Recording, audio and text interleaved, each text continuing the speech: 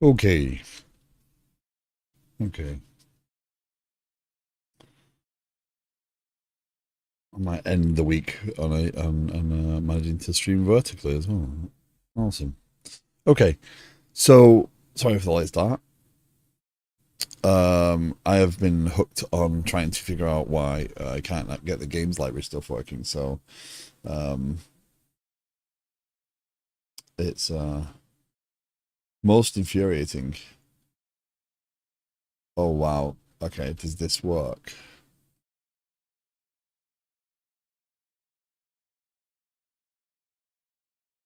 So it doesn't. It doesn't.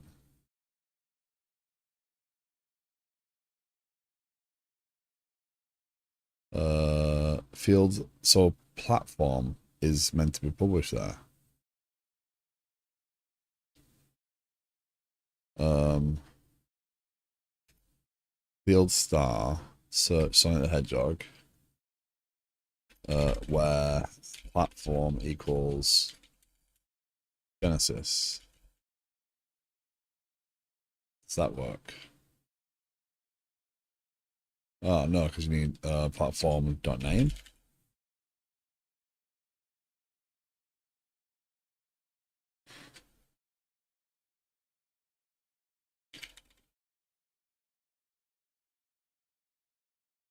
I do like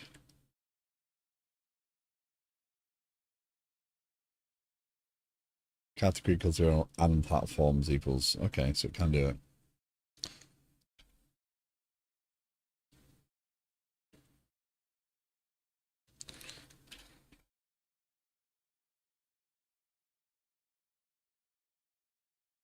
I think that will give me what I want. Nope. Oh, platform. There you go. Still doesn't give me. It should give me everything there.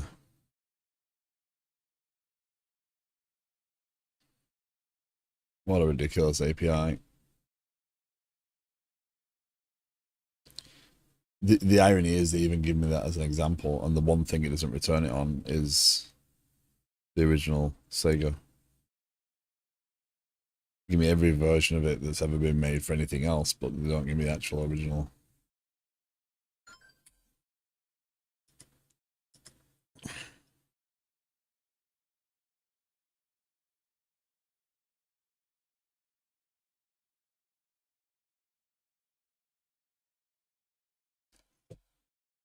Oh well. To Liquid Sky we go, I think. Boo. Boo. Not boo for Liquid Sky, boo for. Okay. Okay. Let's stop running that. No, it wasn't running anyway. Okay. That's awesome. Let's Docker compose down that.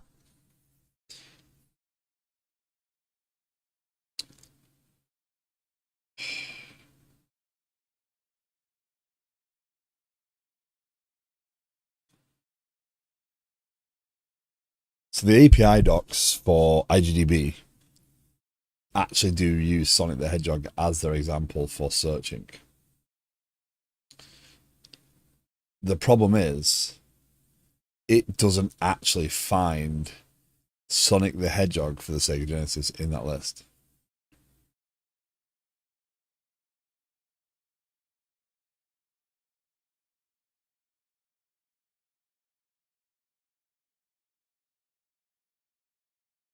Search is usable on platforms. It's just irritating me, that's why. So if we use search uh, Genesis, right, I can't limit 50. Sega Genesis, right, it's not giving me uh, hello sir, how you doing? It's not giving me anything. This is a really bad API. when you're searching for a game, you expect the platform it was originally released on to actually appear in it. That means my entire idea is. Ooh. Okay. Anyway. Joe, good morning.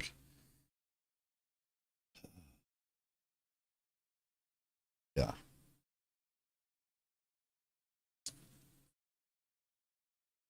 So, oh yes, communications.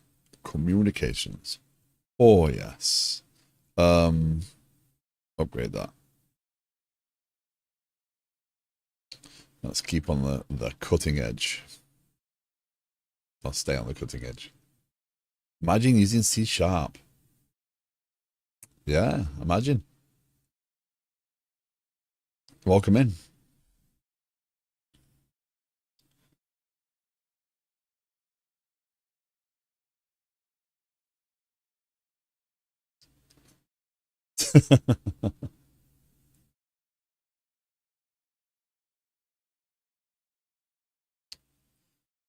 Welcome to join in with the Y, if you care enough.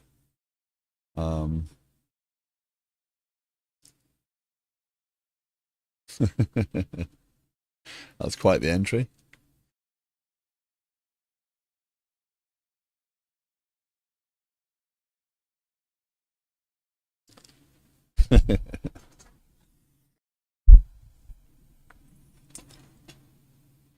How are you doing? Okay, so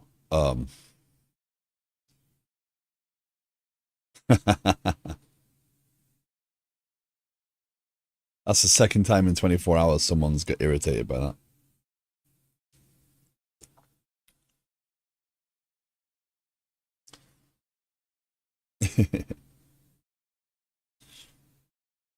Yeah. Apex, good morning. I just told off another streamer for it. Hey, if you want to join me in coding Liquid Sky and work on this for me, you can do. All you have to do is argue to why things should be the same way, or a different way, or however the way you want them to be, because standards matter, and my standard is curly braces on the new line.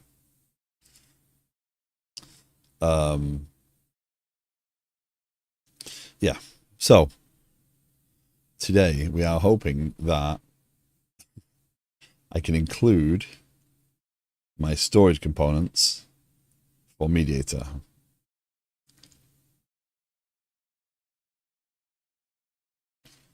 I have no desire to work on Jira 2.0. Well, that being Java anyway, so it wouldn't be Jira 2.0, would it? What if the editor config just changed the way we view it? That would be an interesting thing.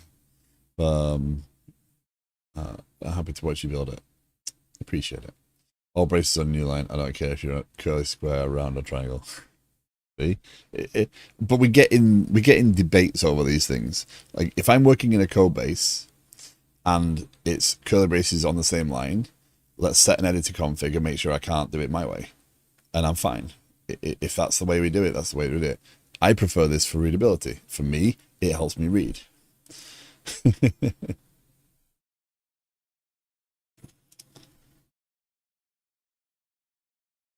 And anyone new to the stream, welcome in. You're more than welcome to ask any questions if you have thoughts or opinions, even if they are, imagine, used in C sharp. Yeah, you're more than welcome to join in the conversation, even if they're wrong. Hey.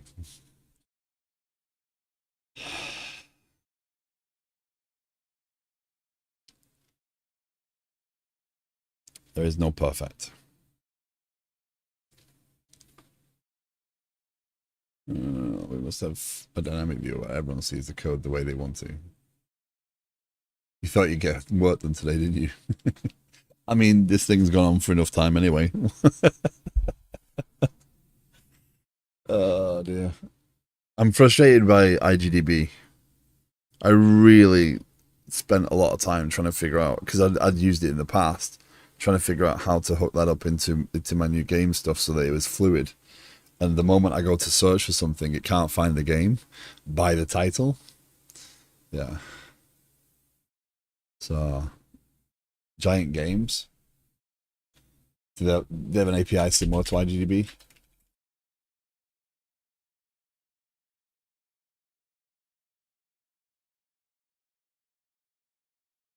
Ah, okay, that's what you. Yeah, yeah. Um, yeah. Horizontal scrolling one-liner. Yeah. Um, yeah. IGDB is terrible. It's a weird API with weird functionality, and I can't find Sonic the Hedgehog or the Sega Genesis. Oh, Giant Bomb. Okay, it was Giant Bomb. Okay.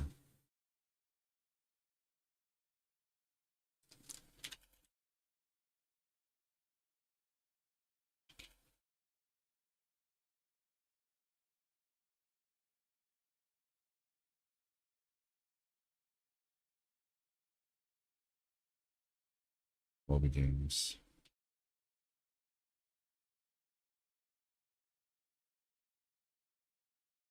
I write code so my tabs line everything up with the right hand side of the edit window. Hey Tommy, how you doing? Video game database. Okay, so there are options. Do they have API? Yeah, mobile games definitely has an API. Subscribe. 0.2 requests a second. $100 a month.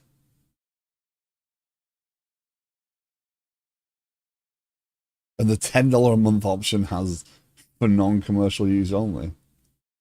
Ouch.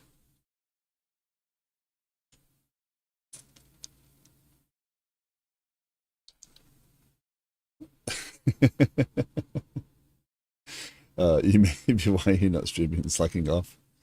Yeah.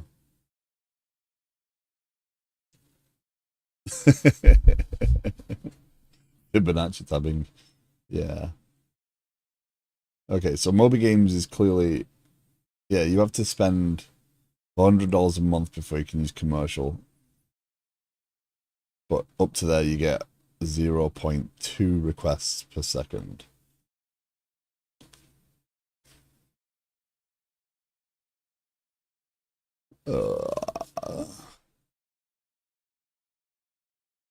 I like this new way of searching.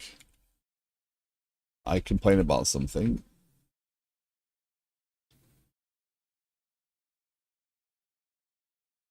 and you go search for things.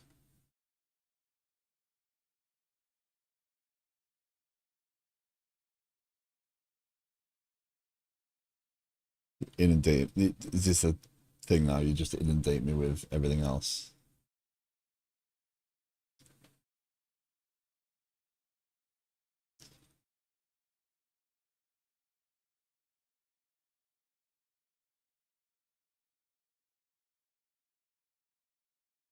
Huh?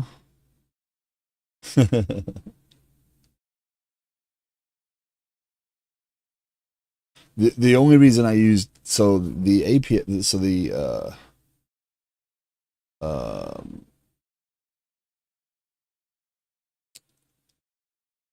the reason I use IGDB and just came to know it, and again I only just realized this deficiency is that it's Twitch backed, right? So I can log in with a Twitch app. Yeah.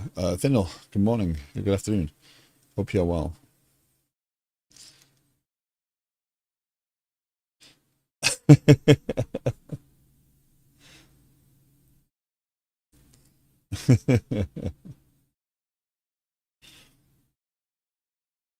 Oh, but yeah, the IGDB API is definitely not up to it. Mobile games might be a little rich. It would be worth testing for $10 a month. It must be very comprehensive. Bloom.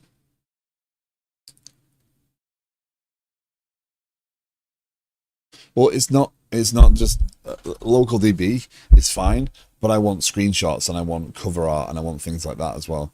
And downloading all that and storing that locally. Yeah.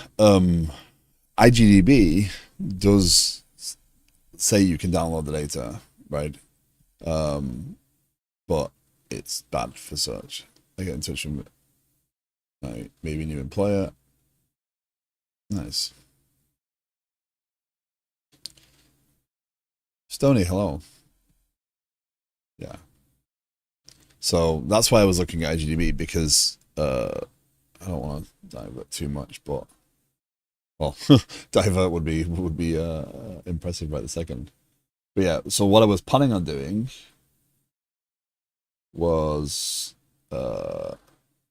this, where basically I type in the title and the platform, it shows me the results. I select one, and then then I can see that, right? So cover art and everything and the tags and everything are provided by IGDB. So, however, that won't work as a search. It'll give me everything but this one. Actually, it'll give me everything but these three. It will not give me the actual Genesis game. So, yeah. So more research. So thank you for the links. I appreciate it. Yeah. But Liquid Sky, it has to be my focus.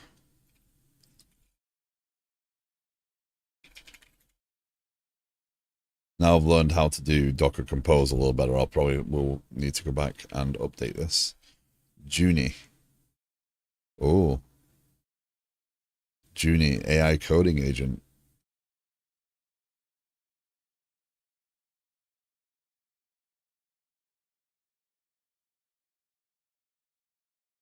Open telemetry plugin.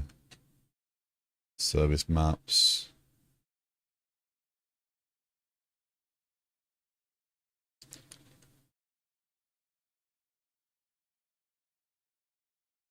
One-click MCP server. Nice. Apparently it's trash. Well, it's an EAP, so I'm sure they're working on it. I need to update the CV. Look at where RetroPie and stuff get their game there. Yeah, that's a good point. Yeah, I will do that research afterwards. I have several days in Texas next week, so with limited access to stuff, so perfect time to tinker and do stuff in my spare time. I have my little gaming machine. Okay, so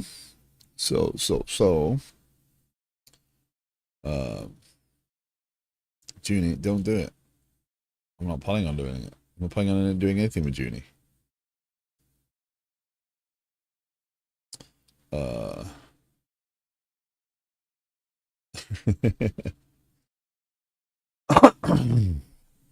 Okay, so what I was stuck on yesterday was if I put the mediator stuff here, then all the database stuff comes here. This is kind of the storage piece, but mediator is here.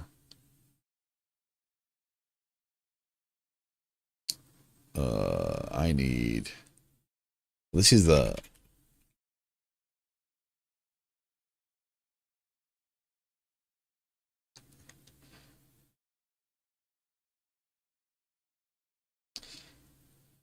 I can't do that there without bringing in Mongo here.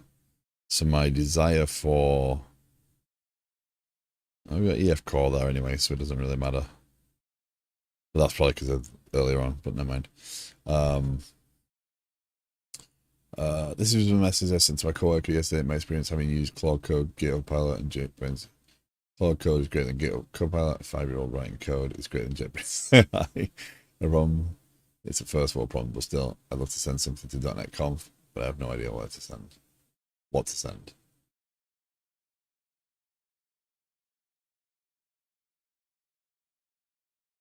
I love send.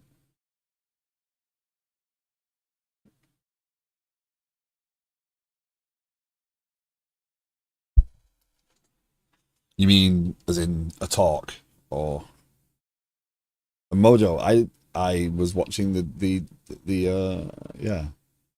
You claimed derail and yeah, Fibonacci tabbing. So I still owe you that. Uh,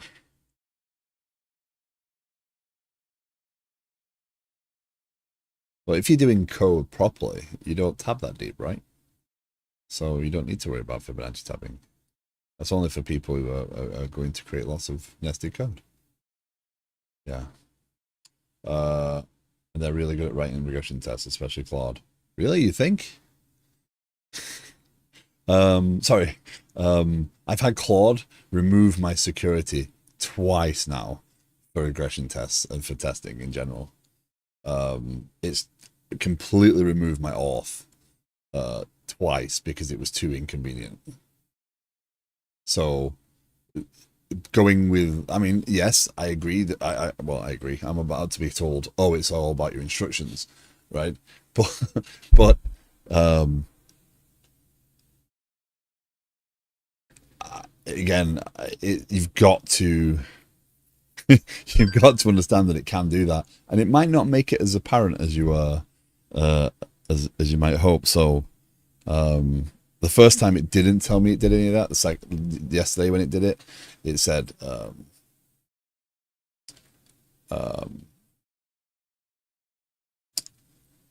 uh, it said, "Oh, I'll remove the auth to make sure this," and then it never put that in a to-do list to put it back. So it left it all out. So it just put everything as allow anonymous. Um, Claude with Sonnet, right?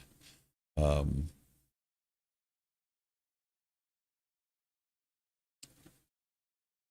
Claude gets worse after Convo window.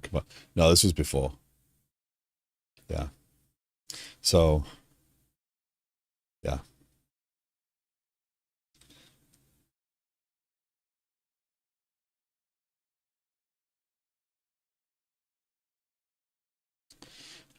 Okay, so we introduced persistence, and then we introduced MongoDB persistence, and I'm not a big fan of doing this here because my storage is here. Um, well, we've hit 100 messages already in 30 minutes. Nice. Took me almost all stream it yesterday and the day before for that. Always worth a check. It's been a 7 times nested for loop once in a single method. I felt a bit filthy, then I refactored it away. Get it working well, get code, not sucky. Yeah. Um,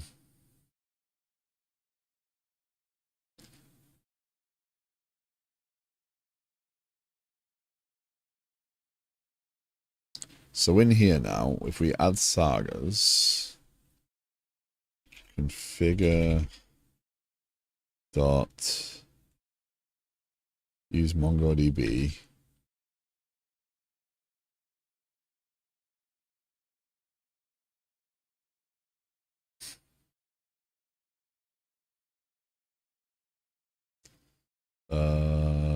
Communications infrastructure, receivers, just communications, right? Communications, database, communications, use MongoDB. Do I?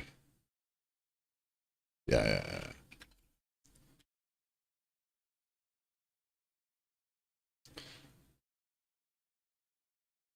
Connection string, database name. That's not confusing at all, is it? So the purpose of adding that in infrastructure there is that the consumers and receivers both now add mediator through there. So in theory, if we start up, the sagas should be created.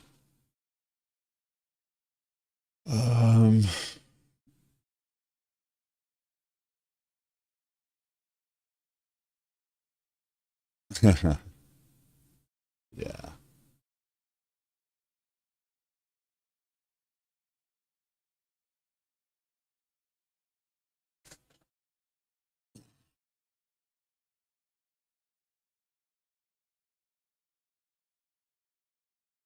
I gotta wait for all that to start. Oh, hold on.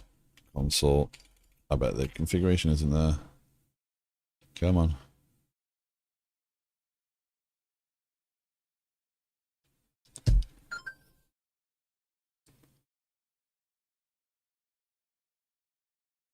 I don't feel comfortable extracting out a public pool method in X out JSON result, you know.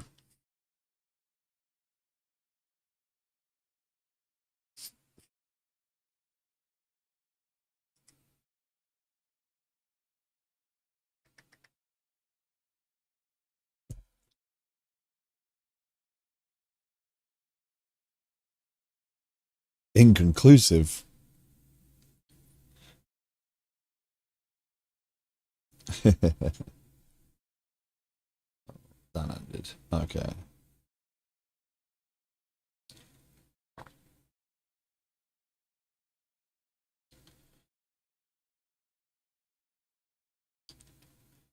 What are you doing? Where are you erroring? Who are you?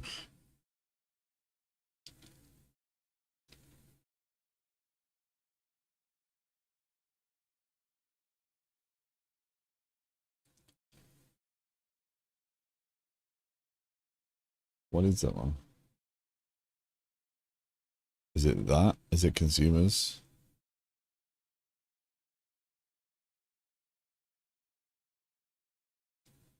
Consumers,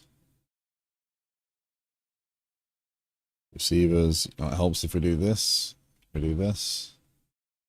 Make sure that's in there. Step 1. Serialize it. Step 2. Return an object containing success state. Step 3. Break out substeps into methods, not just loops. Step 4. I don't know about decrying, I guess.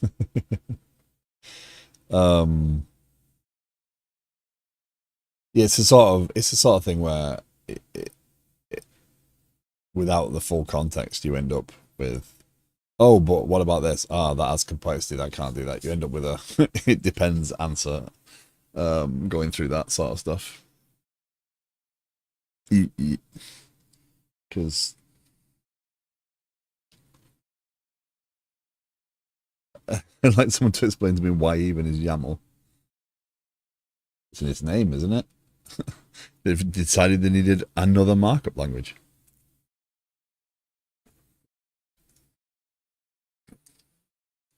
And it's so common at this point that they oh, come on.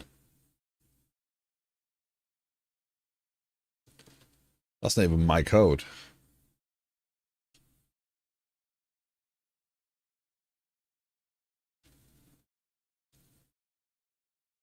Line 28. What's fail? Infrastructure consumers. This was running fine before I added that. Hi users. How you doing? Welcome in. It's Leet.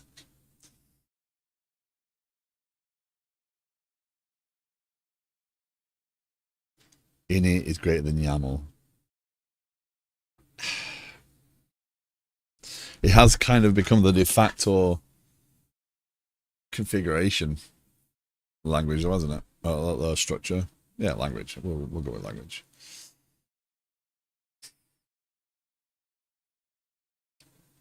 It's always by choice. So what is breaking here? Add database.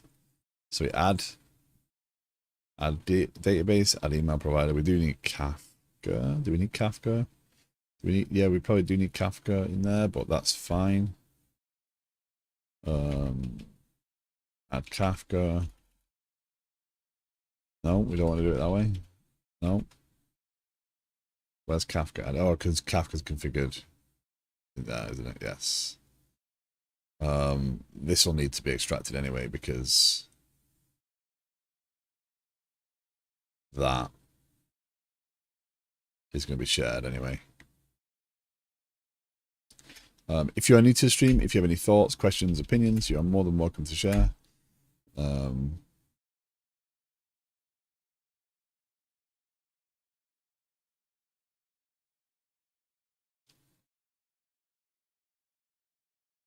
If you want to know what I'm working on, if you are interested, then please ask away.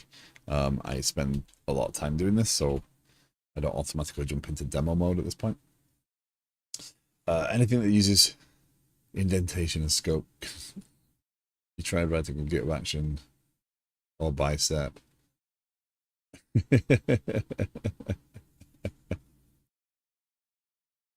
Sounds like you're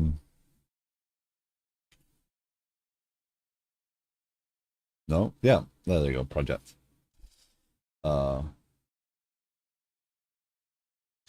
Sounds like you've been hurt, Final. And good morning online, by the way. Thank you.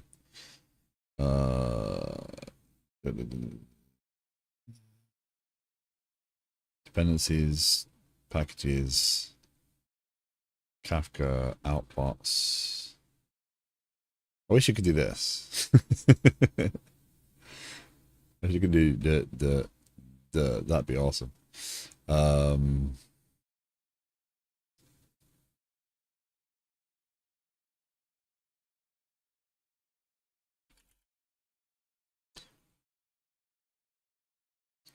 Outbots,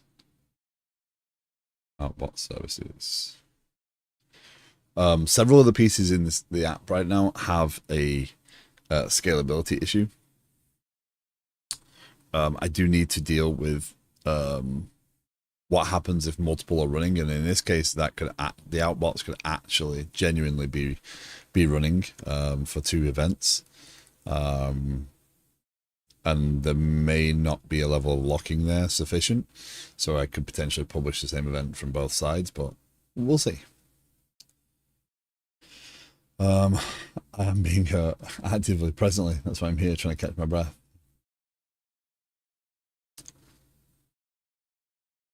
Let's go to Azure, connected to GitHub repo and walk away. Joy.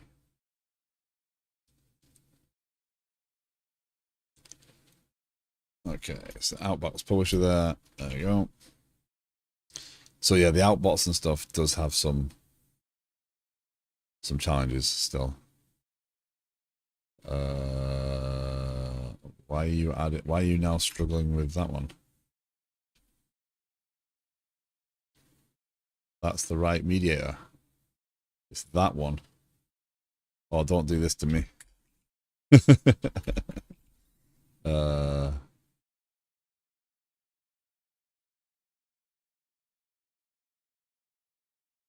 no, no, no, no, no, no. What did I do? What did I do? That's not good. Add mediator. Builder.services.add mediator.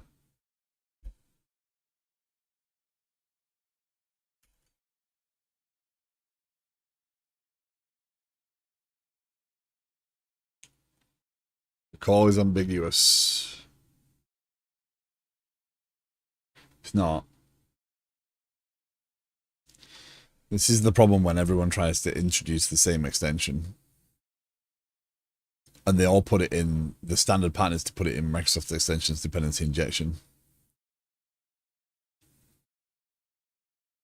So what that means is I've got 2 references to that.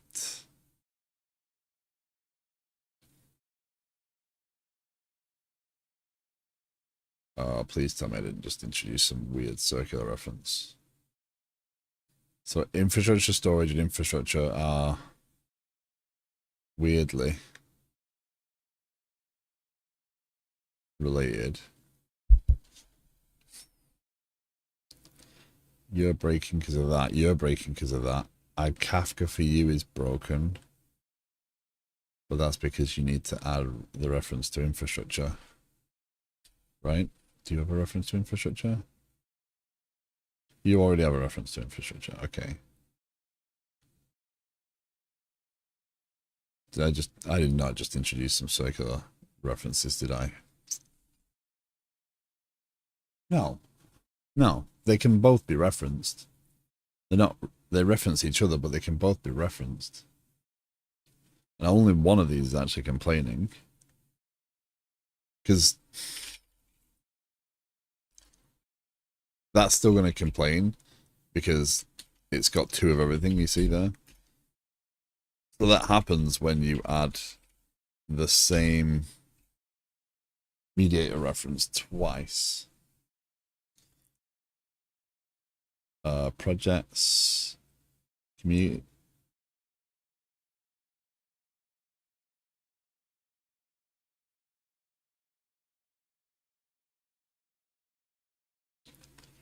Project communications domain. So that doesn't reference it. Infrastructure storage domain application. That's fine. Oh, why have you got view? That's not right.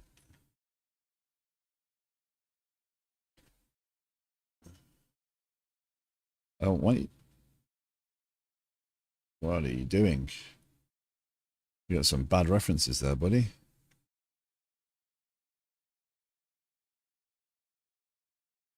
Again, the problem with the Alt-Enter. Why the hell have I got a reference to view? There you go. That looks healthier.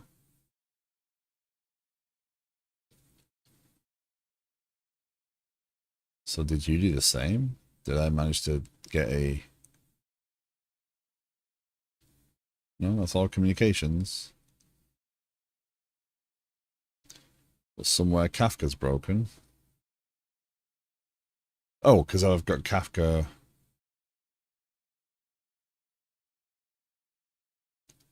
I've got an add Kafka here. Is that the same? Is that the same? I'm starting to move to this. That's another problem.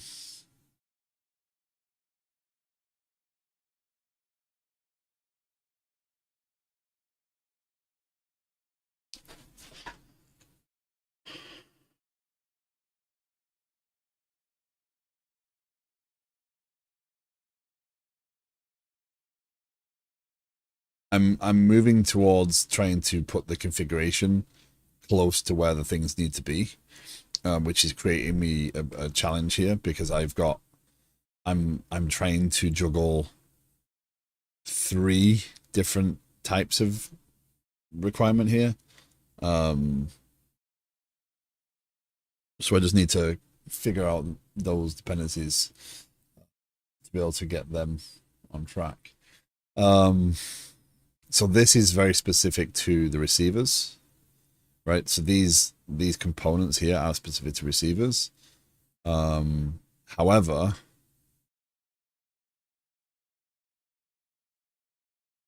yeah.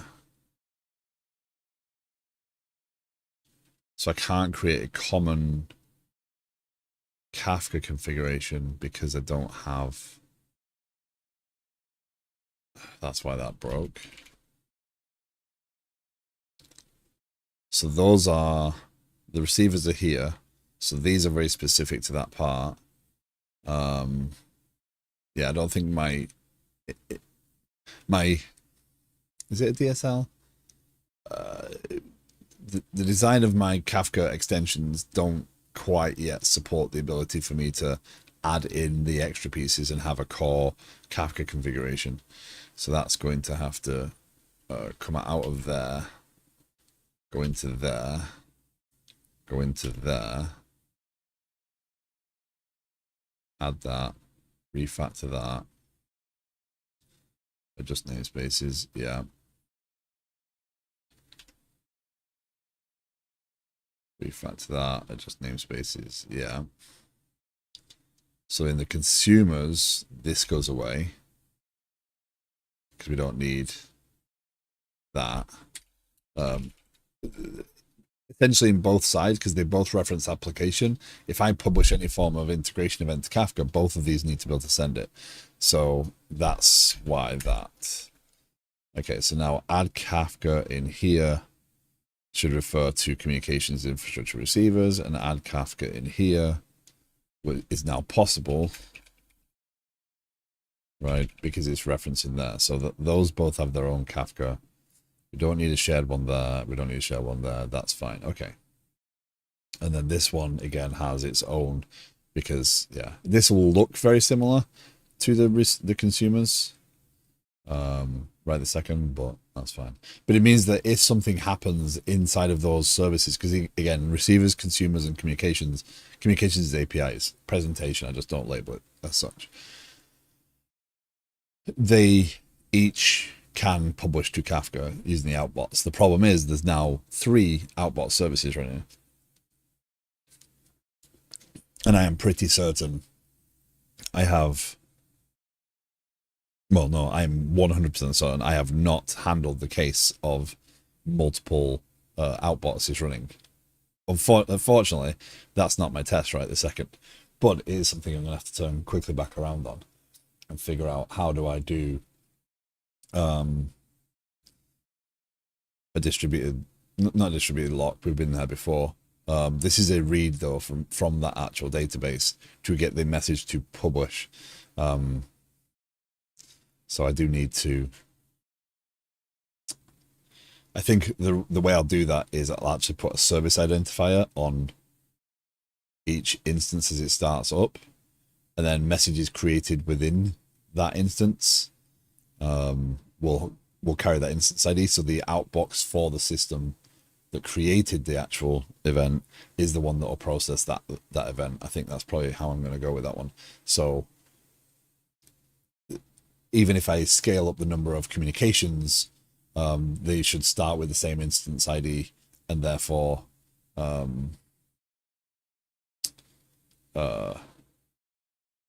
everything should be tracked back against that publisher.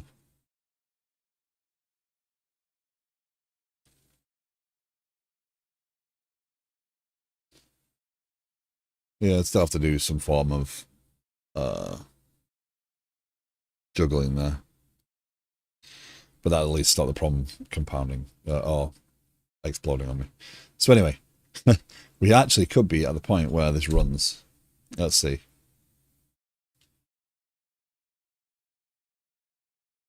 I did so much there, I can't remember why I actually did that.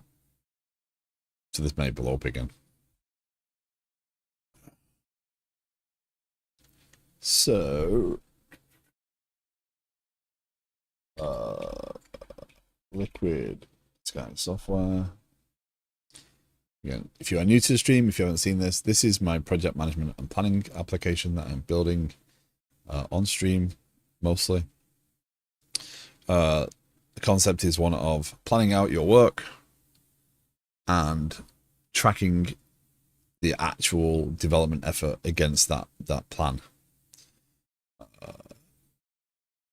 rather than actually having them as two all in one. I split them out into 2 separate components, and what I'm working on right now is this whole getting my sagas to execute thing. No, you're still going to throw an exception. Value cannot be null. Oh.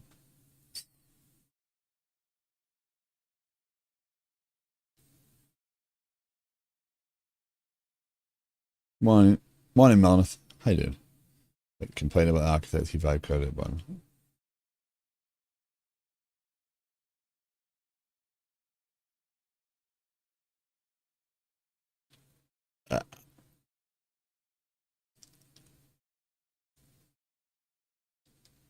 Ow.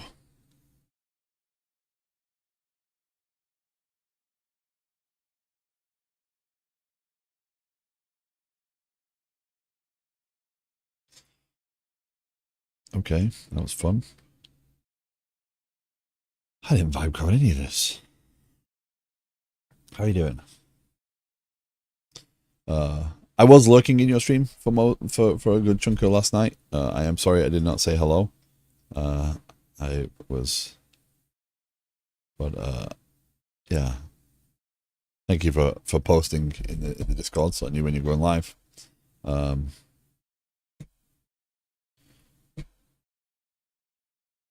If distributed computing interests you in any way, Melon Stream is a great place to go. He's doing a lot of very cool things. Doing great, run out of stuff, talk to my, so now I get to add support, group support, then time to add GraphQL. Nice, nice. So I would highly recommend checking out Melon Stream.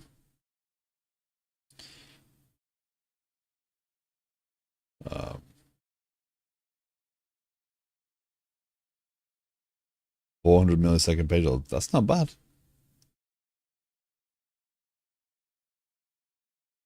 Running off local hardware. That is not bad. Considering the data you're pulling in. Yeah.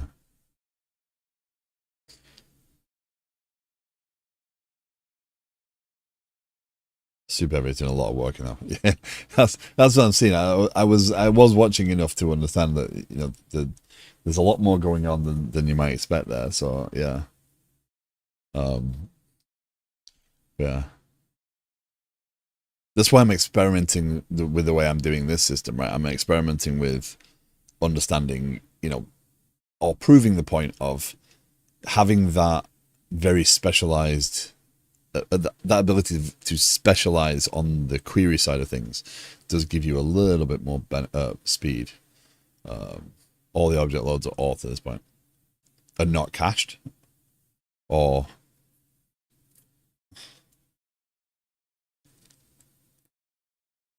cached and auth. Okay, so I think this is caused by the fact I do not have console somewhere in one of these configurations. Nope, I have it in both.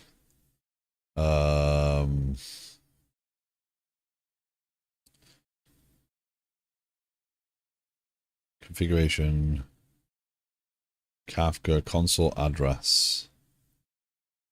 Yeah, that's not there, is it, really?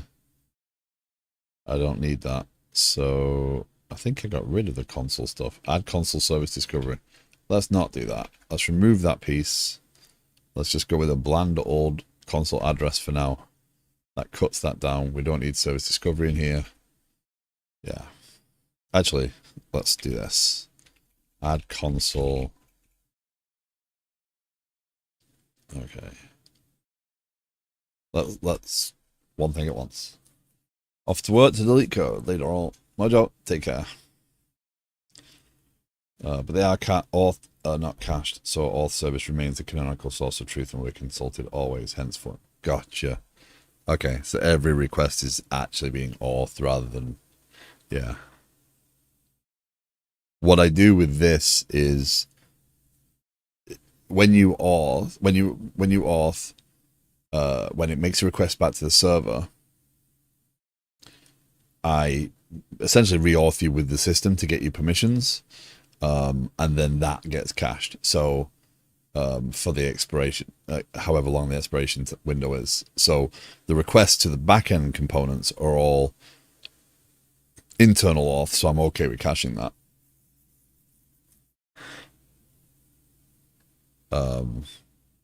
Right. Authorization, yeah. So I'm basically authenticating with auth0, passing that token up to the server, so that is authenticated, then calling into my internal service to acquire a token that is my authorization, and then using, so that has all my permissions and stuff in it, and then that token is passed around the system. That I cache for the expiration window, so I don't have to keep hitting that service. And it's internal, so I don't see why that is a problem.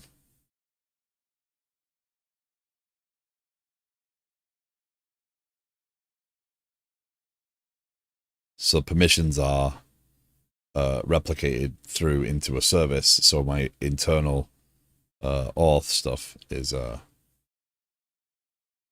around systems. Well, it's cached in one place.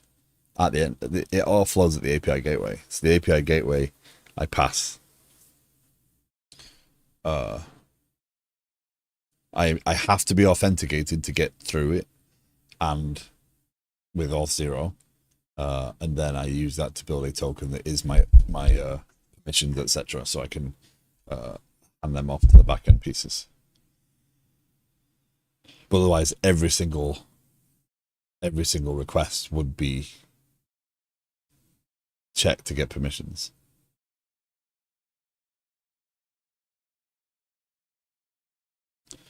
And then individual services are checked.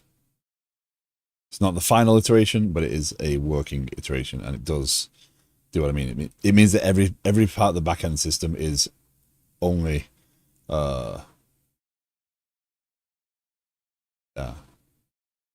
There should be every part of the backend system is how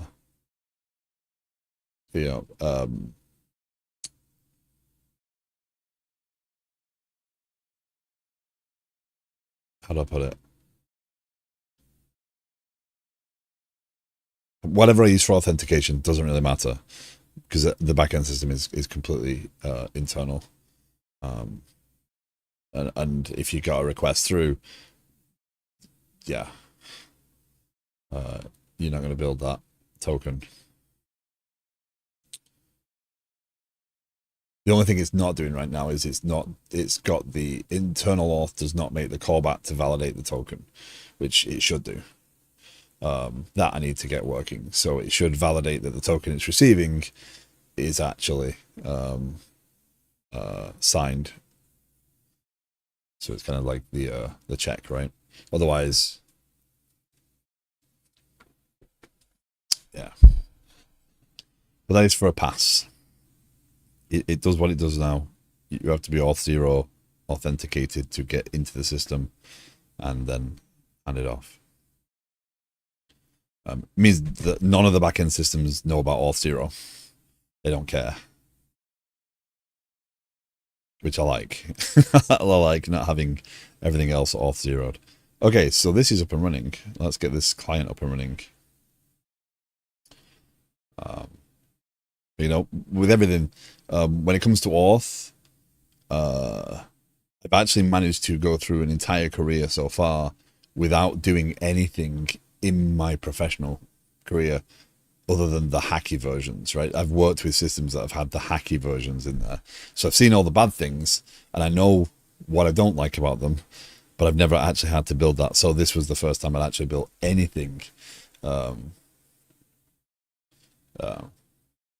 Yeah, backend server to server requests need to be signed or TLS verified. Just because something is running in cluster doesn't mean it should be able to download the entire user base. Yes, yeah. So the intention is to strengthen that component. Now I understand a bit more about what it actually is doing. Yeah. So we need Firefox, and we need Chrome. So if we go to here and we go localhost 4200, we go here and go localhost 4200.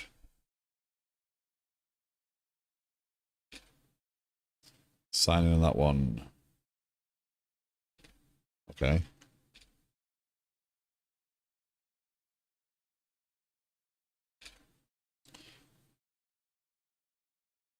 Who's going to win what when?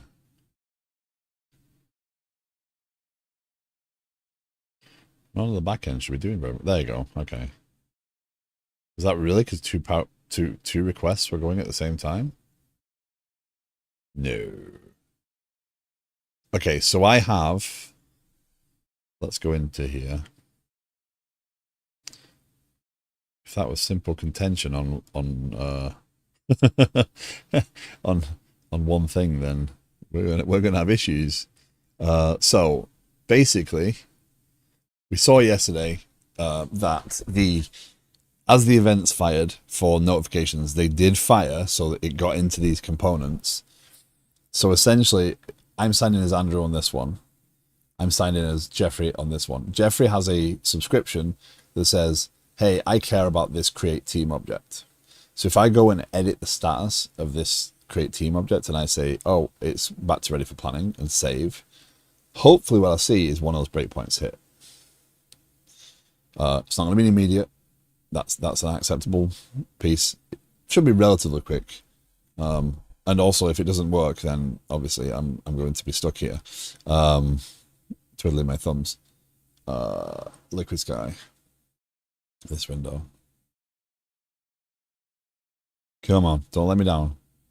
I also do need to check, because obviously I didn't even validate this. No sagas have been created.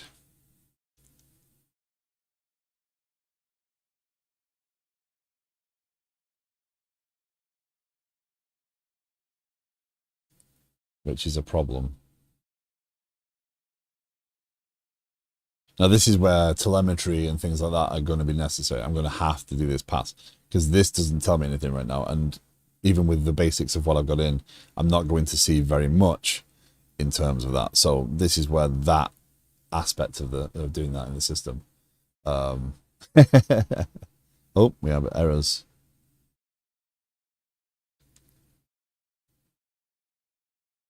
Ah,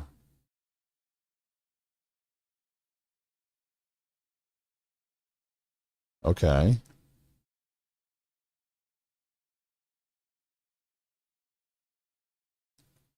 Yeah. No, I know what I'm deficient. I know where I need to be better. It's just the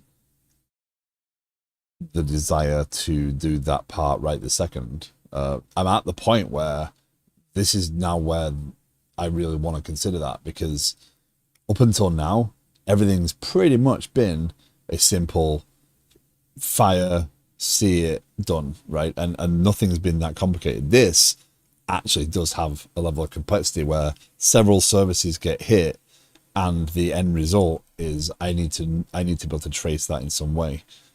So that lesson has to begin soon. I realize that I'm not naive to that fact. That's for certain.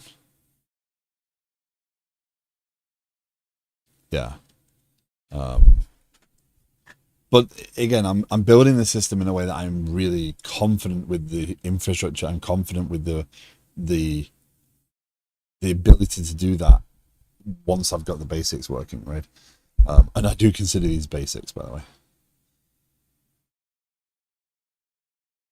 So the problem, I'm in total cheater mode because I started with spans built in.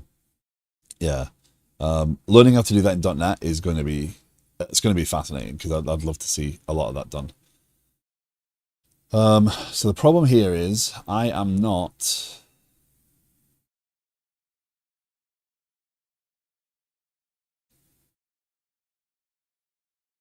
Azure Toolkit for Rider. Oh, it needs updates. Awesome. Of course it needs updates. Why would it not need updates? Go template.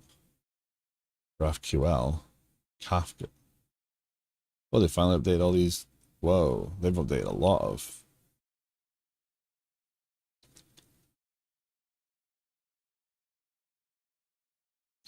I really need to get to schema registry as well. Ugh. So many things, so little time. So what I'm doing right this second is I think I'm configuring this incorrectly.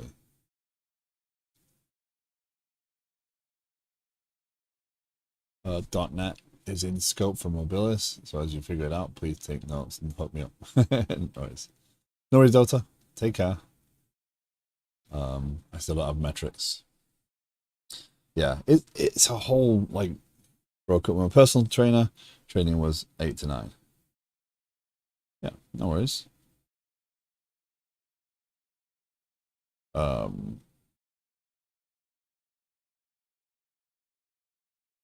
What am I configuring incorrectly here?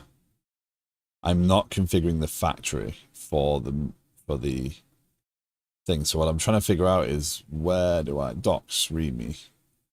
Did I update this?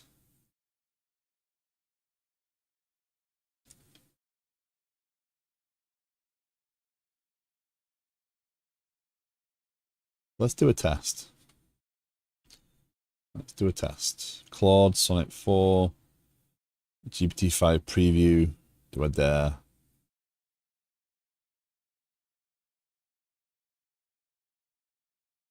Agent.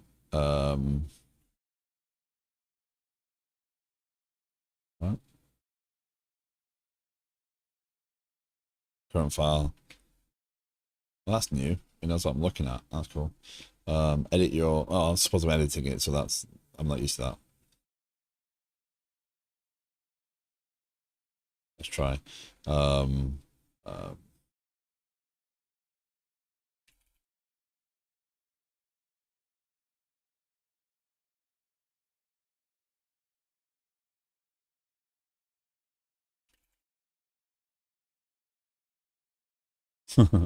Let's see what happens. The worst happens is I revert. Um, Enable.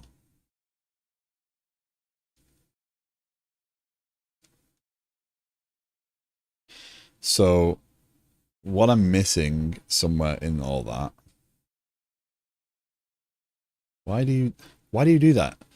That is annoying. I'm in this view and this browser in this instance, and this view in this instance. I navigate back, and it's got the AI window open. Like, no, if I wanted the AI open window in this, I don't have it open.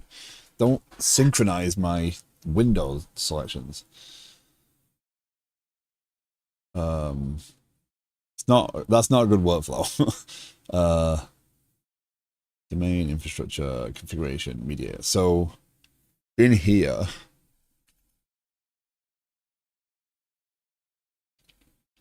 why is my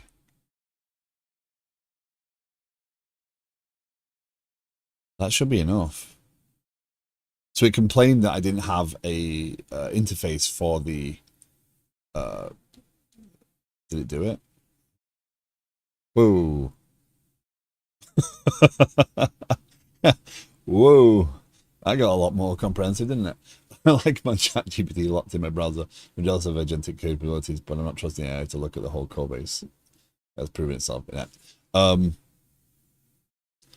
am not going to use these tools extensively in Liquid Sky at this point. I've already made that decision. Liquid Sky is me. Even the client for Liquid Sky is me. Any other project, I'm okay. The game project, okay. But anything else, no.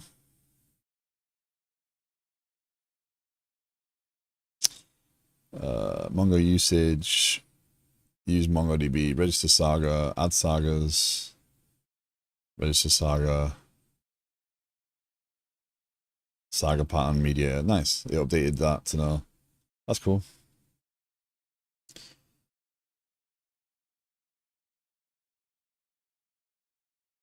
That's incorrect. Okay. Either way, I don't need that configuration because I'm not do code in here. What does that actually look like?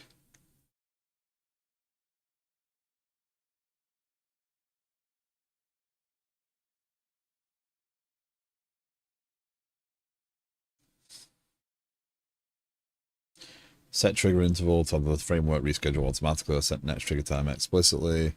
It's fine. Saga's trigger interval MS. The background service polls for Sagas that need triggers. Configure interval in app settings. Default interval is 1,000. Register the Saga and choose persistence.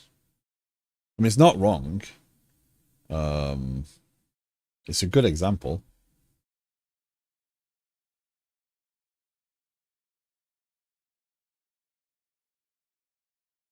Yeah.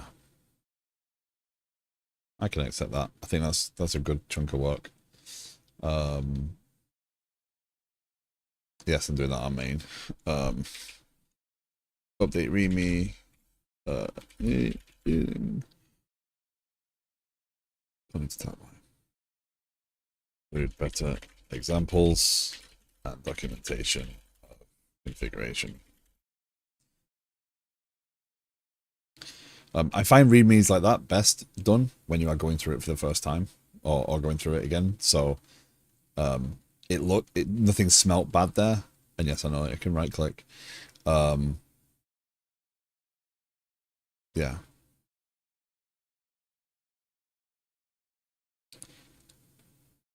Have you figured out yet how to not have it share your code? Or is that also why you're not putting it on barely fit maybe?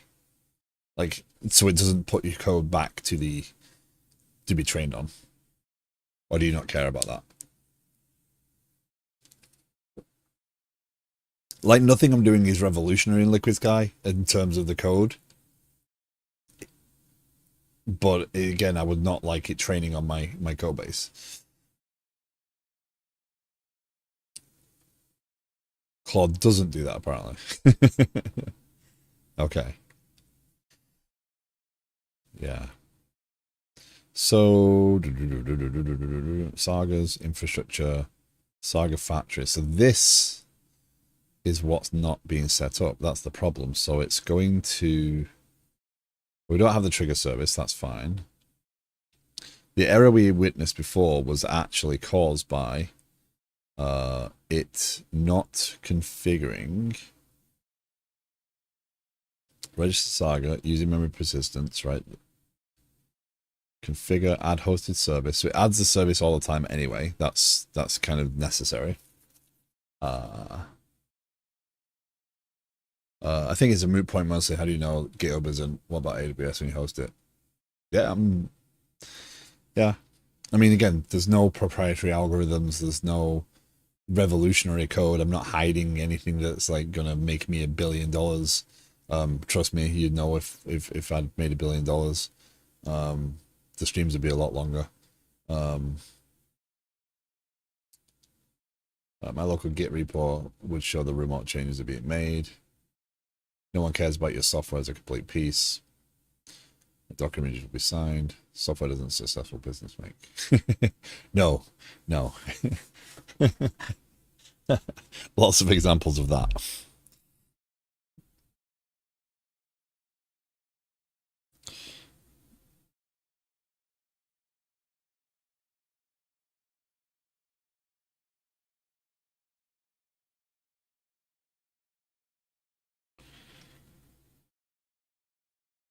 Ooh, games.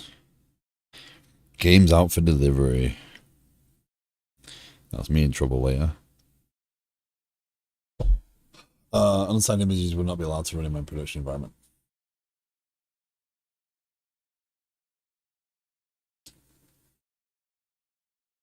Right. But I think that, I mean, again, I think the point there is like, you don't know what's got access to what, right? That's kind of the point you're making.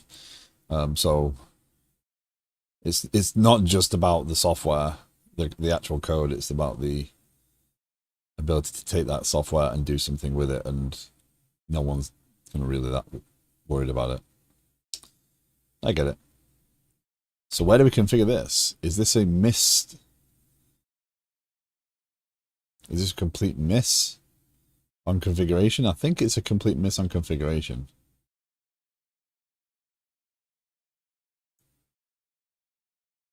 Which means I'm in the same blinking boat I was yesterday. Okay, we're going to change our workflow here. This is not...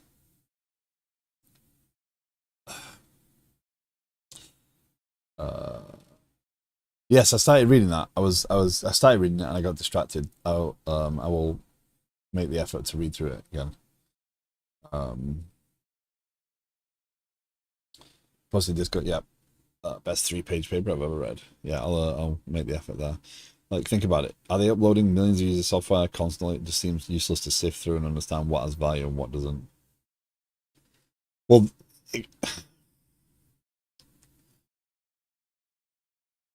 I'm trying not to make this sound very conceited. Like, if he gets access to Liquid Sky software, the actual code base, it's not the worst example of code in the world. So if someone's software benefits from is a better pattern or better style because of projects like Liquid Sky, that's a good thing, right?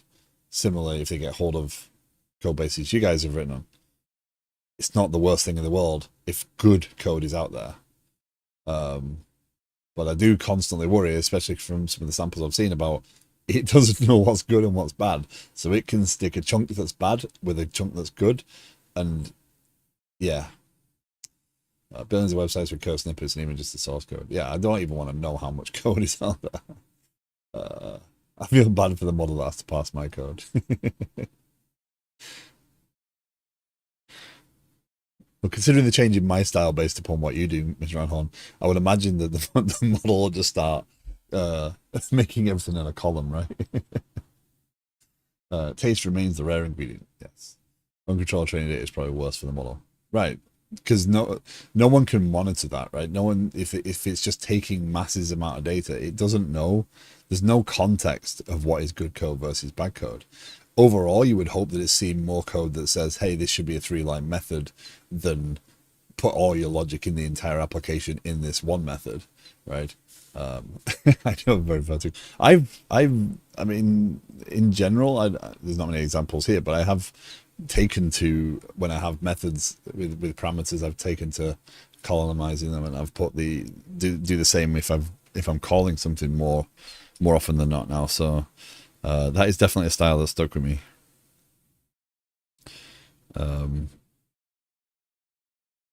Ooh, new virtual fighter game. What are the odds? What are the odds of that coming up the moment I get an email saying virtual fighter from Limited Run Games is arriving? Also, it goes back to the whole, how do you trust your computer, ID, network hardware? I mean, yeah, we could put our tinfoil hats on. Context is all very important. Good code in one code base is bad in another. It's just someone lost the game at trusting the compiler. Not wrong.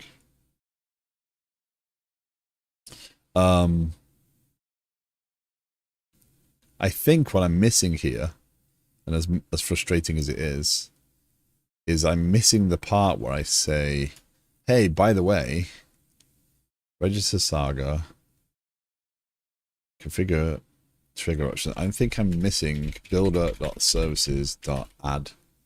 And it works in my test because I'm configuring that. So we need to... No, not add transient. Is it add transient?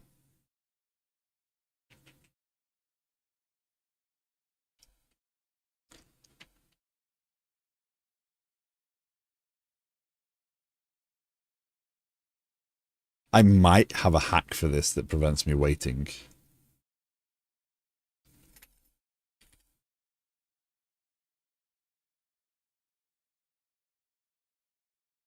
I think it is transient.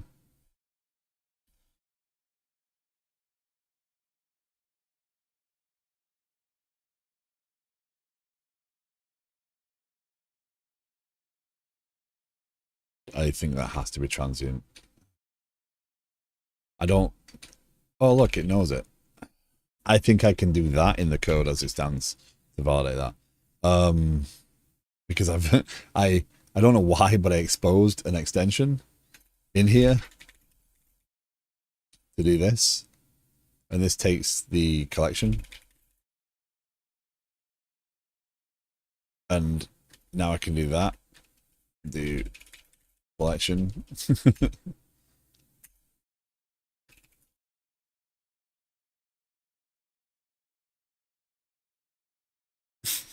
I don't know why I exposed a method to be able to add inside of that. That is kind of dumb.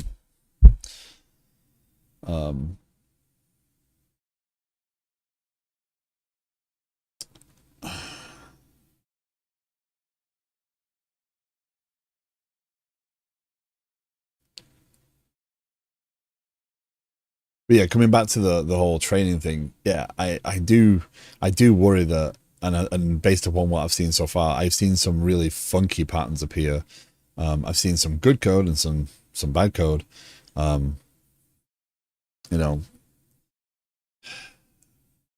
with the game project, I'm kind of letting it run off a little bit too far.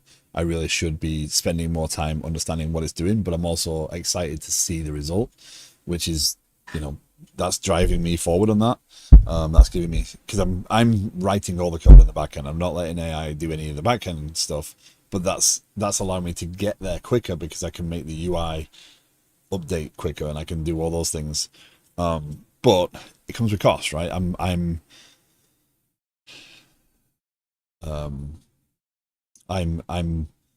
moving too fast through the client side to the point where I don't necessarily think I'm learning very much about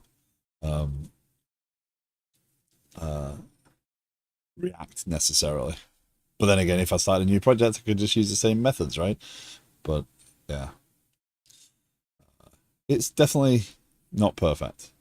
But like I said, I I'm a happier developer because I don't have to do front end.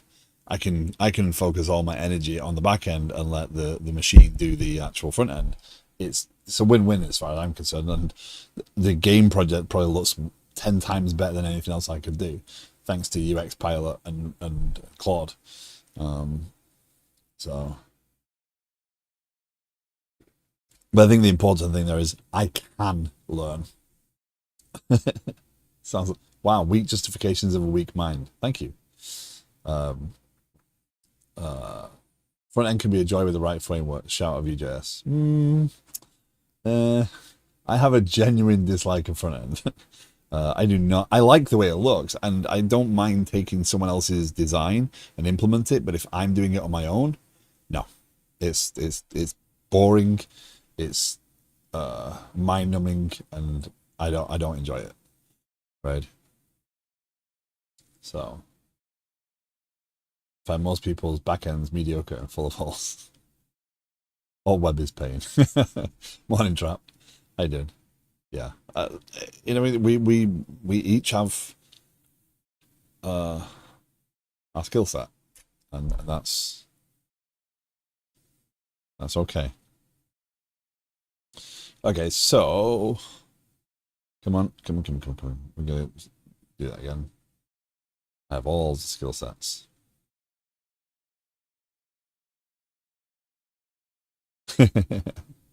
Oh, don't even get me started on back end, front end merging. Create team. So this is the one we've got this on. So we say this is now preparing. I just want to hit a breakpoint.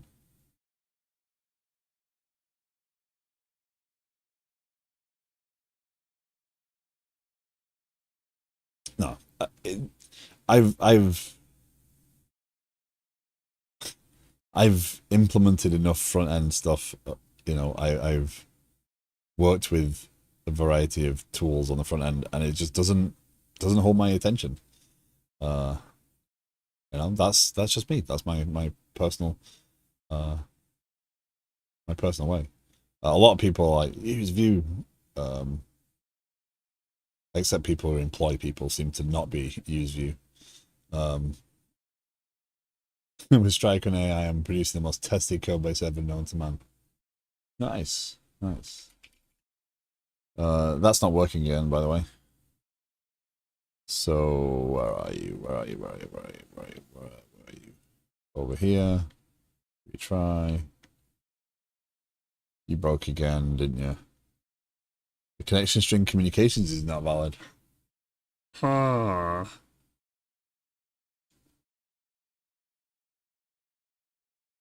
It tried to do the thing. It did work. It tried to do the thing. That factory thing is an absolute fluke that I did something so dumb that it worked. That's crazy. Um, Employed people don't use Vue. You know how patient I am, right? I got something to put on my resume. You literally gave a masterclass in patience and professionalism while they ran through every toxic manipulation tactic in the book.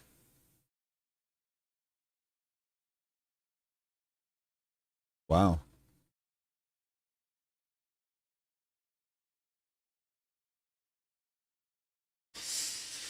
Use MongoDB, communications, app settings, communications, app settings, communications. Why? Why?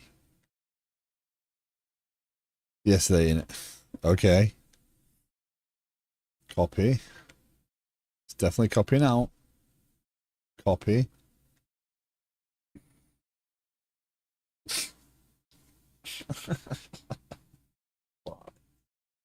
I just want to finish the sagas. Why?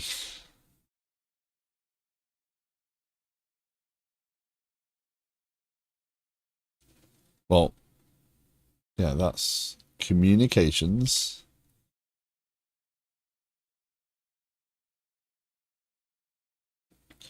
configuration, mediator configuration.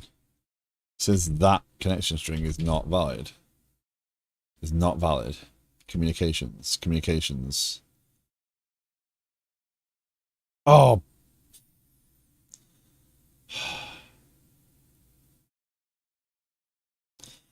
I'm not full stack for glory. I'm full stack because I can't trust others to implement things to my standards. I can, like all of us, I would imagine, I can do everything from the front end to the back end. I can figure things out if I need to. However, I feel my back end code is of a higher quality than my front end code. Now, some of that's lack of desire to learn, right? I don't want to. There's patterns and practices on the client, and the bigger we make the clients, the more aligned the two are. But I do believe that client architecture is its own thing, and I think that a well-designed client app will serve you well, and it should have the right attention. So if I'm working in an organization that has that option, I want the front-end expert to drive the development of that, own the development of that, and keep an eye on all the idiots trying to add new buttons onto pages and stuff, right? Again, if I have the choice, I will stay on the back end and work there because I find more of the problems challenging and fascinating, and I want to grow in that direction. With Claude and UX Pilot, I've been able to accelerate through that React app for the mobile client, for the game thing, because I want to start tracking my game. So I've let a lot of things go. And it's not, I don't think it's generating me the best example of what React could be.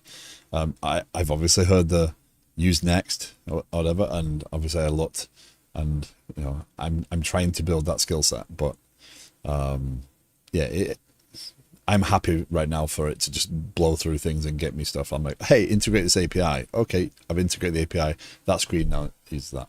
Don't use next. It is probably in the right time for those faults. If you're possessive of your individual component, then everyone's an idiot, right? I'm not being generally like they're idiots. I'm saying if you are, hey, this is my front end framework, I've got this design, it works, I'm really proud of it, and someone comes along and sticks a button somewhere that it shouldn't be, they're idiots. That's what I mean.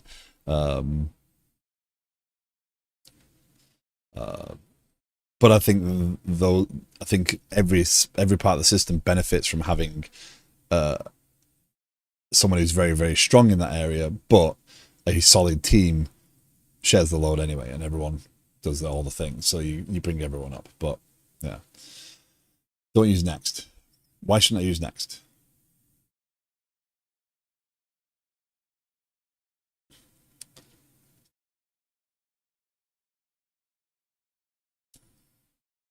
And I'm not asking that in terms of being defensive. I'm genuinely like, what are your reasons for why you would not use next? Because if Mojo was in here, he'd be like, use next. Don't use just React. All right. Similar, Next, Vue, etc. So I'm genuinely interested in the reasons why not to use next. Next is known as opinionated. Is opinionated bad?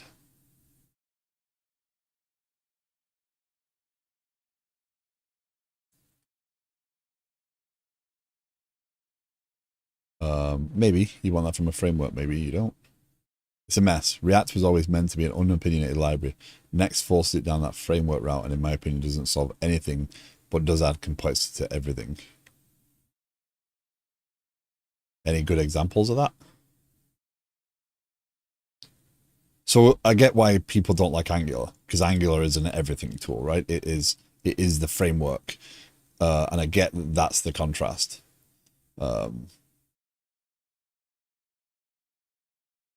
And I have no what's the word? Hat in the ring, is that the term? Right, or no horse in the race as such. So to me, I just want to understand like why people would or wouldn't use certain things. What is it that you benefit from? What is it that like? So far, I will say that the way that the Claude is structured in React, I dislike it with a passion. It feels cluttered and random, and I'm not sure. I kind of like the organizational aspect that Angular gives me, where my code is in one file, my UI is in the other file, and I get components. But right now, Claude is not taking me down that path of componentization. It's very much his 500 line file with all the code and the templating built into it, right? So I'm just trying to understand, like, why do people prefer different things? What is it about them that you like? People rave about it on the basis of SSR because SEO, but it's rarely useful technology, and moves away from that way of working to client side for reasons. Yeah, I mean, the clients I'm building right now, I don't give a monkeys about SEO, sorry. So SSR, I couldn't be, yeah. Next being opinionated helps solve a problem for us at work. That's fair. View wins because it distills the essence of change the data. The page lends itself to the max. Yeah. Sadly, the view is not got the commercial take up though, right? So something there is preventing developers from taking that up as a reasonable replacement for React or Angular. In general, the numbers are what they are. Claude is a little rougher on the edges for React.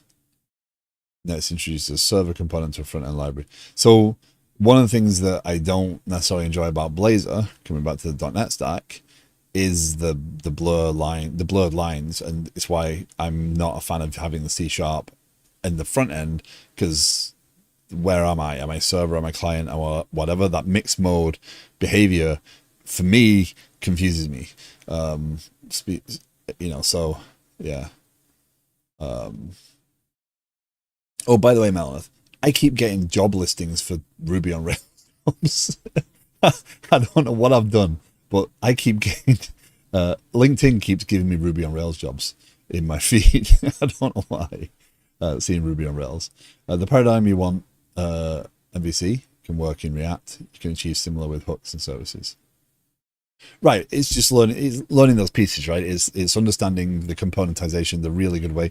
So far, what Claude has done with React code, I would say, is something that people would move towards frameworks because of that sort of that natural design. It's not really recommending add too much noise.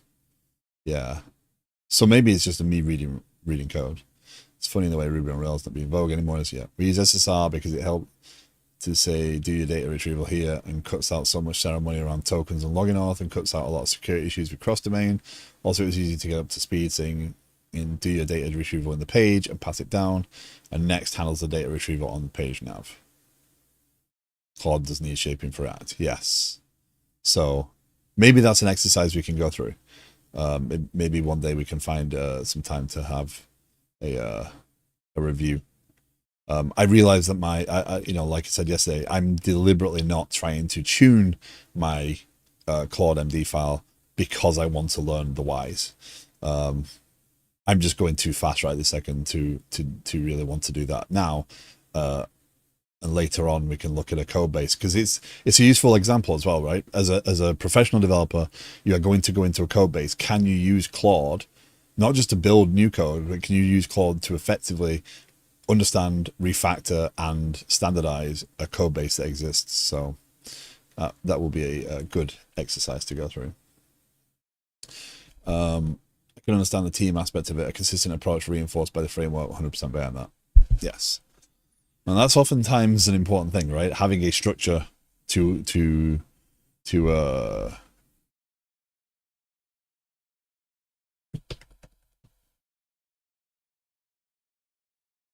do things around, coordinate around, is helpful. Teams need structure. In terms of tokens logging auth, you should be using HTTP only cookies for anything also. All you're really adding is a middleman server, which adds complexity. Server for your server. Yeah, that entire paradigm just. I just feel that I've not really kept up enough to be comfortable with the entire idea. So And maybe that's why I'm not a big fan of front end, because I just let it go by. I spent so much time focusing on back end components.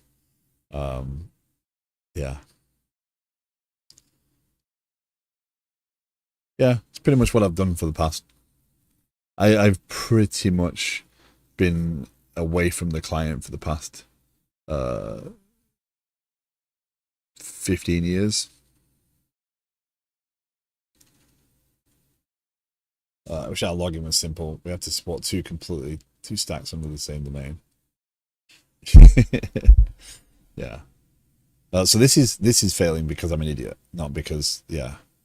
So this is not because communications isn't a connection string. It's because builder.configuration.get connection string communications is a thing, right? I'm going to say, yeah, you're 100% going to get that one. That's fine. That will work now, surprisingly. It looks like we're making progress. Separate stacks. It sounds like you're handling tokens in JavaScript, which is like an instant no. IAM is the bane of every company's existence. Anything that has control of the browser can potentially steal your JWTs.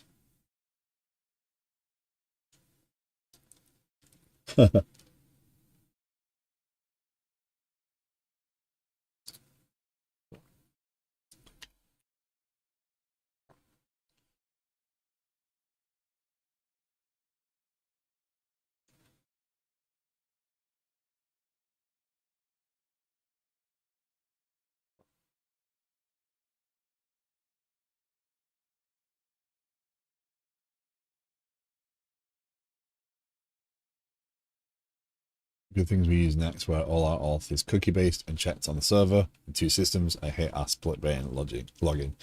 And no arguing trying to convince you, by the way, just talking. Yeah, I know. That's why I'm encouraging the conversation.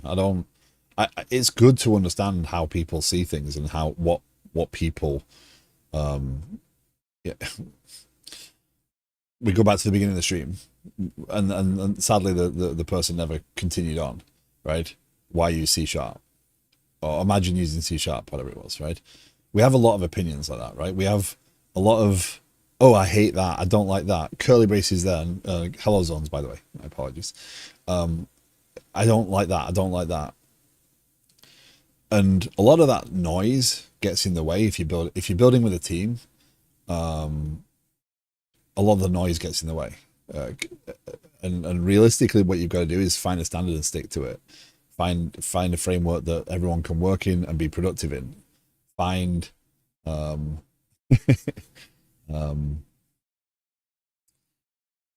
we get lost in all that noise, and we spend a great deal of time arguing because we all have preferences, we all have opinions.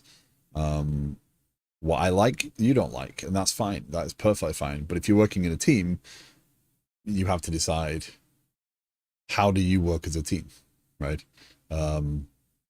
Make compromises, make decisions, put in editor configs, put in structure to make sure that it's hard to go beyond, so that it's consistent and you know what it looks like and how it's going to work, where pieces lie, where the code lies. That's all that really matters. So if you want to use Next and you think that that's productive, that's fine. I do say keep an eye on the way industry is going, because obviously jobs, you don't want to be going with frameworks that are obscure. Like if I pick up jQuery today, it's not really going to be a great talent. I can figure that out if it's in code that exists, but I'm not going to spend, oh look, I'm a jQuery expert. All right. Desktop embedded server, the universe, you can do all with C#. That is a point. You can do a great deal with C# is a very adaptable language. But yeah, no blessing. Next. Next is the de facto standard. Yeah. Next team, I'm married to React team. Yes. Well, I mean, Next basically turns React into Angular. It's the parallel, right? Next and Angular are the parallel. And I like Angular. I'm not hating on Angular. I'm productive in it. So framework light, yeah. Angular is a lot heavier.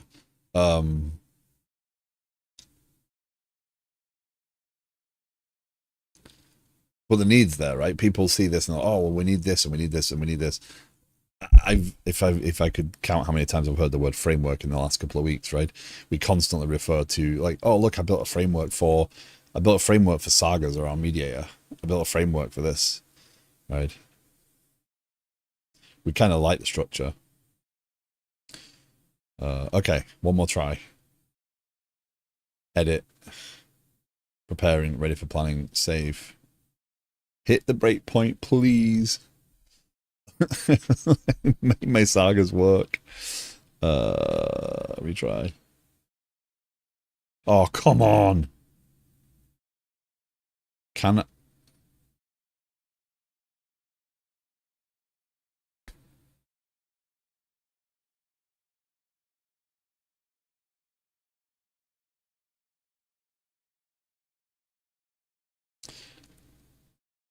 how the heck have I done that?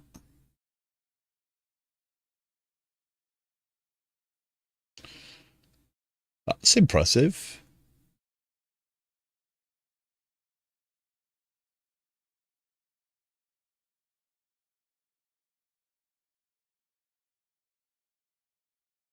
Shadow state. Yeah. Cool. Now we're stuck because that code can't be replicated that way.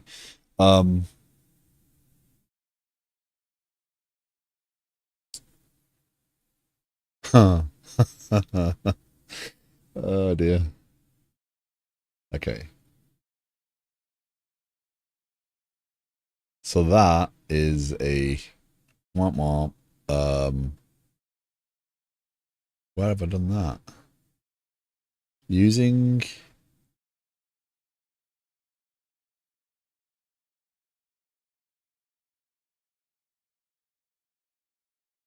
while task.run. Using oh, that's probably not that's not ideal. Create an entire scope every single loop. That's not ideal.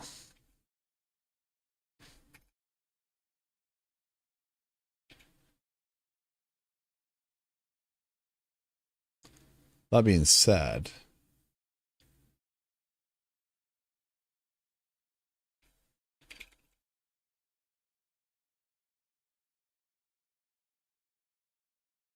enumerate that.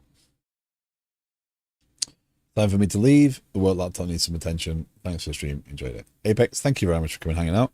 Appreciate it. Appreciate the discussion. Have a great rest of your day. Don't know. Apex is a streamer as well. And streams game development and is a proponent for using AI and well worth checking out his stream. The thing is, React was always meant to be a front-end only library. It was purposely in juxtaposition to Angular. So now we're slowly moving things towards Angular. It loses its advantage over syntax. Gotcha. Nice. Look forward to catching that. And SSR has little SEO benefit these days. I haven't looked at SEO in a long time because I haven't made any sites that require SEO.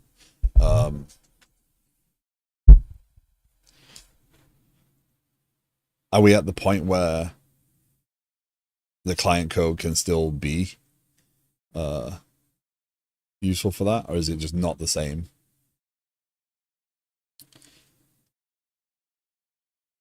So I always understood the argument of SSR to basically be able to create essentially static pages that then can be crawled and searched, right?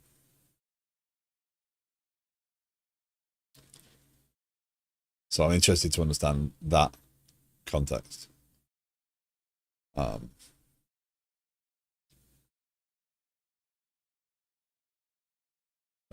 SSR is still required for SEO optimization.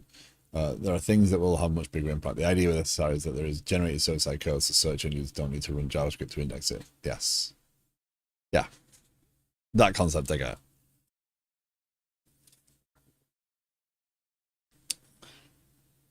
The thing I found about SEO was always that it was very much we didn't quite understand what everything um we didn't quite understand everything that they were doing. So it was like this we kind of I mean, definitely early days, right? We just kind of assumed we understood what was happening, and we kind of tried to figure out what worked and what didn't, and then we found someone that said, "Oh, you should do this and this and this," and we kind of followed that to try and improve things.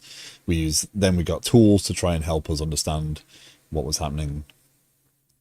Yeah, but they all run JavaScript and have done for a long time. It slightly impacts the first time to indexing. It happens the second the index pass. It will only have a really minor impact to SEO compared to basically everything else. Hmm.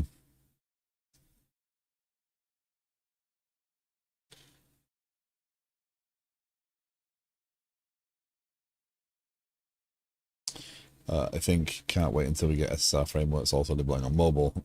Jay is all one next big next app.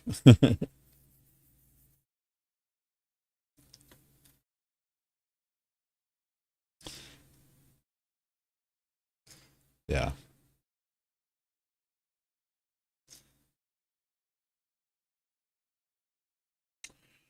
Oh joy. Okay, so why did that fail in here?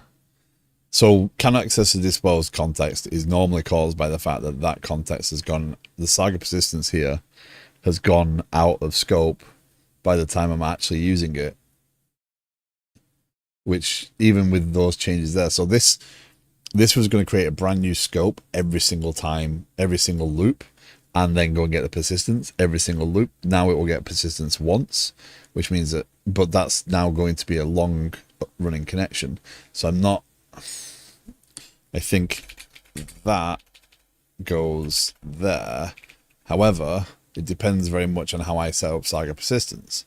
So if I set up Saga persistence as a singleton, then that's completely useless there and might as well live up there. So let's go figure out how to do that. Extensions, Saga factory extensions. Where do I set that up? Saga configuration. Configure. No, because it's per instance, isn't it? Contacts, configurations. Add pool DB context factory. Add singleton. Yeah, that's a singleton. Is this going to be a case where that's a singleton?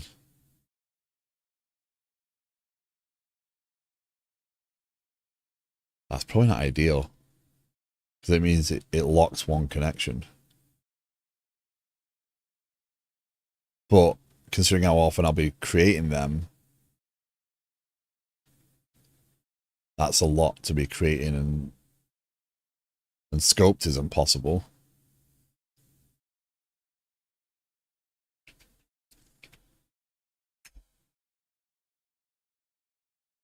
Now, if Mongo client still behaves the way it used to, it essentially creates one client anyway. Yeah. Well, I've done front end dev for 20 years. I've gone through all the different cycles. Bellafit is my first React Native app. Hi, Autism. How you doing? Get element by ID. Oh, you're doing it wrong. React Native is web tech posing as an app. We didn't even have DOM access and methods when I started. We were using props to style HTML like real men. Really, we're gonna. Uh, maybe if you understood how React Native works. Style attributes on TD text. Say I make a web app. I work on a local DB first, right? And then when I deploy, I migrate my local DB. What's the workflow?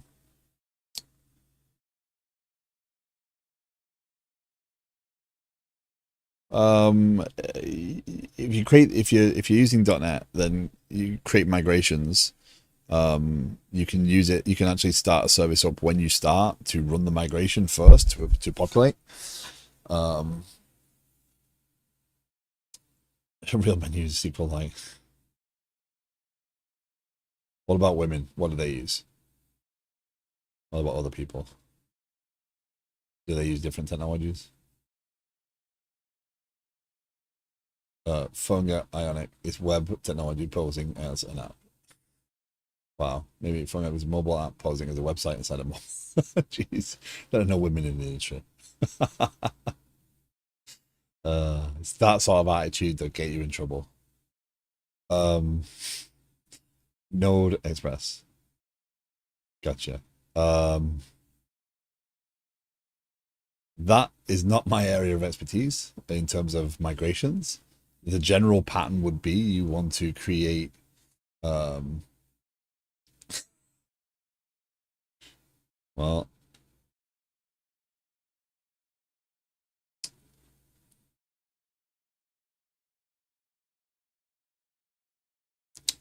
it's just not the way to be. Uh, Use Docker containers for DB.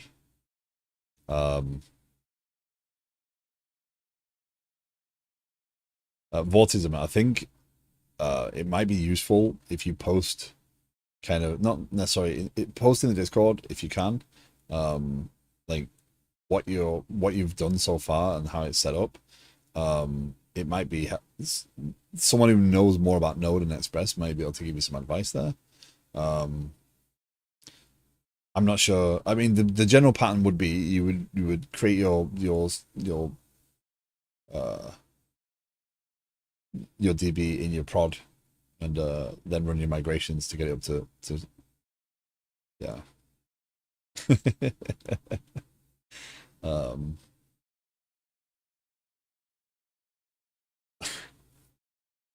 wow. Uh, Not even going there, Zons. Um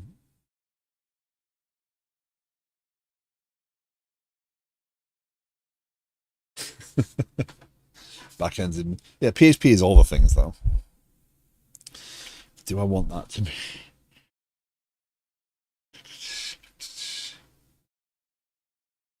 I'm not sure I'm a fan of doing this because this actually changes the behavior based upon what I'm doing. But that will release the connection when it goes out of scope.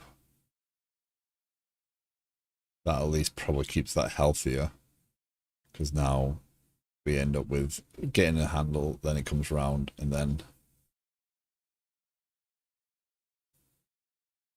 that should dispose.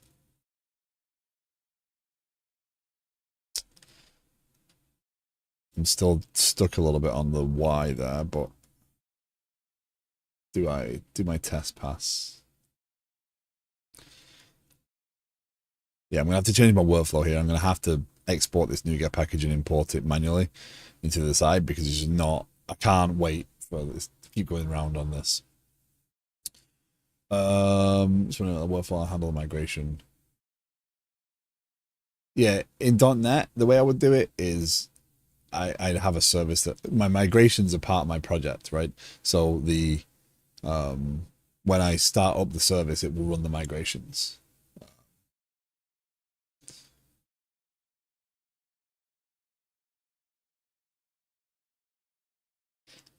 Yeah, yeah. Migration in terms of data or tables. No why the poser. Uh,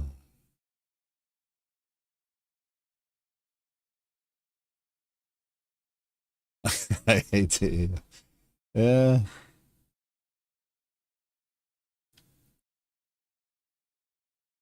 If you find one, could you let me know?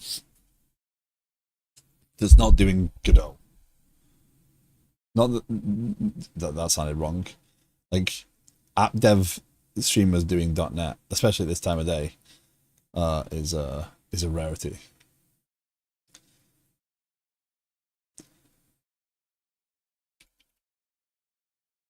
Are they actually doing .NET?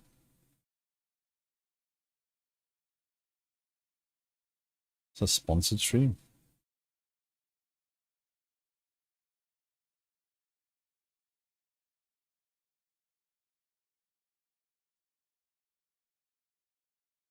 NVX.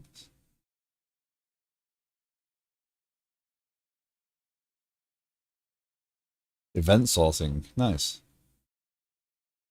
Let's go. Yeah, absolutely. Thank you for the recommendation.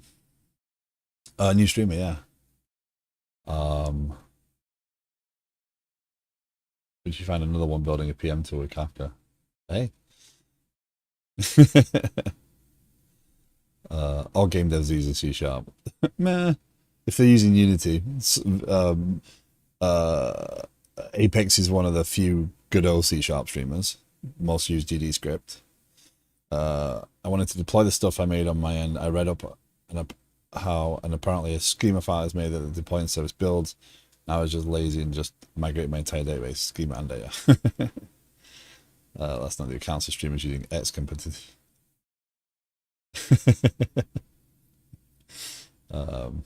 Wants to work with Ruby. Wow. That goes to Ruby devs to make money, not build dreams. I think Zon's works in a company with Ruby devs, so typically I would build locally using an ORM query builder with migrations like Prisma. Then I deploy, I take it back up, and then run npx Prisma migrates as part of the deploy script. It's just a command. Gotcha. Yeah, yeah. Deployment, the migrations and stuff.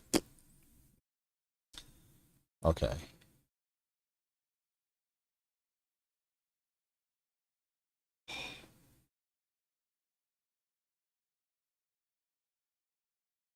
Yeah, let's go and support a new streamer. We're gonna go over to YCA Bella. Not native English speaker, but is speaking English. So from the sounds of it.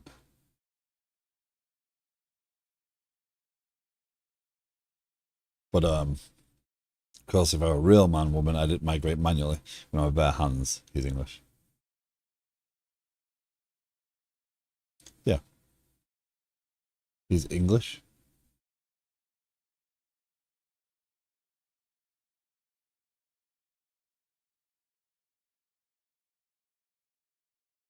Sound like a heavy accent before. I should be streaming Ruby at noon PST. Nice. I will. I don't think I have meetings on my schedule now. I think they got cleared off, so that's awesome. So I will definitely look to be there. Okay, so where do I lie with this? I've got to change my workflow because I've got to change. I can't keep publishing NuGet packages every single time I want to make a fix, and I can't. This passed. I'm pretty certain. Yeah, all my tests pass, but they passed before. So how do I recreate that scenario, right? What do I do here to get this to a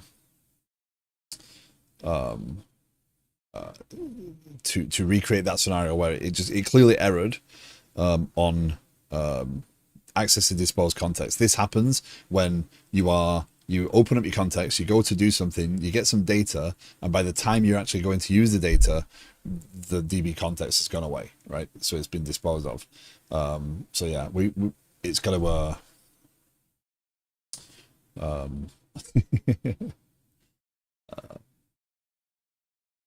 yeah. Voltism again. I would, if you want, you're more than welcome to post some stuff in the Discord. People do hang out in there. People may be able to give you some more direct advice. If you get stuck on stuff, you're more than welcome to try and get a conversation going in there. It's a little easier and a little less chaotic than the Twitch stream chat as well. So anyway, let's go right over to YCA Bello. I will be back tomorrow. I'm going to try and schedule. Oh wow, you laugh. I'm going to try and schedule my stream for YouTube tomorrow, because apparently if you schedule them, I can actually get the vertical and the horizontal streams and the regular stream working at the same time. So I'm going to experiment with that, and we'll see that. So anyway, let's go raid over. And don't forget, if you like this sort of content and you want something different, maybe also streams. He streams development of Barely Fit, which is his fitness app. It's an awesome place to be. And I would highly recommend going hanging out with maybe. I oftentimes miss the start of the stream because I'm hanging out there, and I just get I just get into a chill mode, so it helps. But anyway, let's go raid YCA Bello. I will be back tomorrow. Thank you very much for all the chat. Thank you very much for the support. I appreciate it. And I'll catch you next time. Take care all.